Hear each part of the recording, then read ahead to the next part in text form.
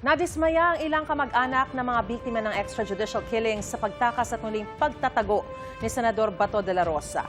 Nananawagan sila sa mga opisyal na igalang ang batas, lokal man o international. Kilalanin daw sana ang proseso ng International Criminal Court na may warrant of arrest para kay de la Rosa.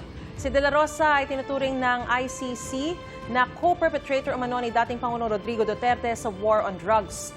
Nanghihinayang mga pamilya ng mga biktima dahil nasa protective custody na nga ng Senado si de la Rosa mula nitong Lunes pero umalis na naman kahapon na madaling araw. Dapat po siguro na kapwa natin galangin ang batas. International man ito o lokal.